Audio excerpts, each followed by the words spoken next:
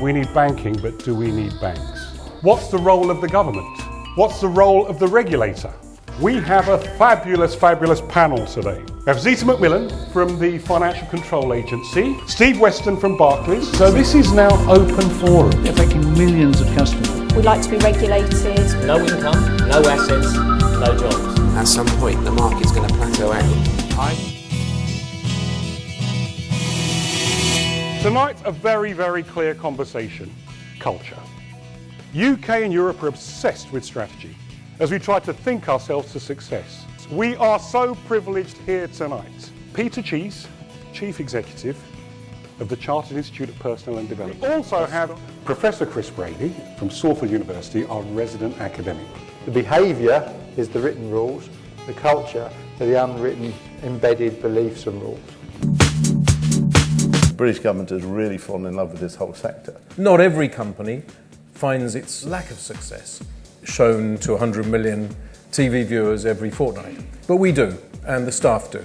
So that's also a very important part of any comms job. It's been such a fantastic event, thoroughly engaging with the audience, some brilliant questions, and really interesting to hear the guy from McLaren talking about Formula One and getting me to think about how different it is to Formula E and our different brand proposition. But I feel almost energised for the future. Prior to 2007, you had a good enough brand, a good enough strategy, a good enough management team. It was good enough. This is no longer good enough. Today, three things have happened. Computing power is virtually unlimited and free. Information, therefore, is virtually exponentially increasing and free. And smartphones in the palm of our hand mean that we can access it all. You have to put your dues in doing something to get to the point where you have the freedom and flexibility to be able to do what we get to do. Welcome to Newcastle University's London campus and Inspired Leaders Network. For many of us in London, you don't need any introduction to the former Vice Chair of Arsenal and now Ambassador for the Premier League, David Dein. The only female sports editor of a national daily of the Mail on Sunday, Alison Kirby. We had a great team working for us. We had the best technical bid. We had the best economic study. We had the best bid on the day when we made our presentation. We couldn't have done more. We had the Prime Minister, we had David Beckham, we had Prince William. We threw everything at it. We had the best bid and got the lowest votes. Now, I am a great believer in audience participation. This is not rehearsed at all, but I want you all to think of a word, an adjective, to describe FIFA. Don't say it yet. At the count of three, I want you all to shout out one word only. One.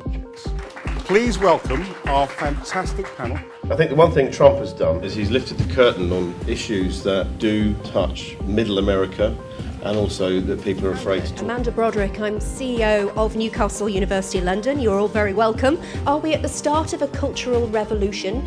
And is our next generation going to demonstrate much more ethical leadership? Well, I thought it was a really good panel because there was a broad range of experience and background, and I think nobody was shy in being honest about their opinion. Great day, lots of fun, haven't done it before. I thought the content was excellent. I thought the panel was great with some fantastic questions. The Inspired Leaders Network. How does it feel to be fired? It's not the first time that I was fired. I don't think that will be the last. And so I consider a part of my job. Why Germany? Why Bayern Munich? What's your ambition? Bayern Munich because they needed a manager. Yes, they certainly did. I needed to find a new club. This is just about the calmest, the most confident, but what's not lost on me is the searing ambition here. Join me, please, in giving Carlo a fantastic round.